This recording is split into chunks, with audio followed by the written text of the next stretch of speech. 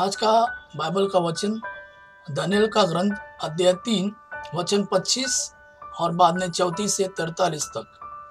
आज का सुसमाचार मत्ती के अनुसार अध्याय 18 वचन 21 से 35 तक। दानियेल का ग्रंथ अध्याय 3 वचन 25 और बाद में 34 से 43।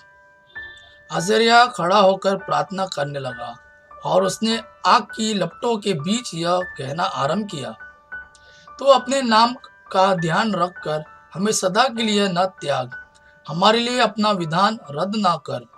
अपने मित्र इब्राहिम, अपने सेवक इसहाक और अपने भक्त इज़राइल का स्मरण कर। अपनी कृपा दृष्टि हम पर से न हटा। तूने उनसे यह प्रतिज्ञा की थी कि आकाश के तारों की तरह और समुद्र तट के रेत कणों की तरह तुम्हारे वंशजों को असंख्य बना दूंगा। प्रभु, संख्या की दृष्टि से हम सब राष्ट्रों से छोटे हो गए हैं और हमारे पापों के कारण पृथ्वी भर में हमारा अपमान हो रहा है। अब तो न राजा है, न नबी, न नेता, न होम, न यज्ञ, न बलि, न धूपदान, कोई स्थान ऐसा नहीं जहाँ तेरी कृपा दृष्टि प्राप्त करने के लिए हम तुझे प्रथम फल अर्पित करें। हमारा पश्चातापी हृदय और हमारा विनम्र मन मेढ़ों, सांडों और हजारों पुष्ट भेड़ों की बलि जैसे तुझे ग्राह्य हो। आज तेरे लिए यही हमारा बलिदान हो। ऐसा कर कि हम पूर्ण रूप से तेरे मार्ग पर चले, क्योंकि तुझ पर भरोसा रखने वाले कभी निराश नहीं होते। क्योंकि तुझ पर भरोसा रखने वाले कभी निराश नहीं होते। क्योंकि तुझ पर भरोसा रखने वाले कभी निराश नहीं होते। अब हम यह दृढ़ संकल्प करते हैं कि हम तेरे मार्ग पर चलेंगे, तुझ पर श्रद्धा रखेंगे और तेरे दर्शनों की कामना करते रहेंगे। हमें निराश न होने दे, बल्कि हम पर अपनी सहनशीलता तथा महती दया प्रदर्शित कर। प्रभु, अपने अपूर्व कार्यों द्वारा हमारी रक्षा कर और अपने नाम को महिमा नवित कर। आज का सुसमाचार मत्ती के अनुसार अध्याय 18 वचन 21 से 35 तक। तब पेतरुस ने पास आकर ईसा से कहा, प्रभु, यदि मेरा भाई मेरे विरुद्ध अपराध करता जाए तो मैं कितनी बार उसे क्षमा करूंगा? 7 बार तक? ईसा ने उत्तर दिया, मैं तुमसे नहीं कहता 7 बार तक, बल्कि 70 गुना 7 बार तक। यही कारण है कि स्वर्ग का राज्य उस राजा के सदृश है जो अपने सेवकों से लेखा लेना चाहता था।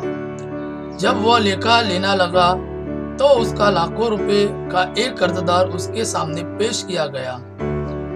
अदा करने के लिए उसके पास कुछ भी नहीं था।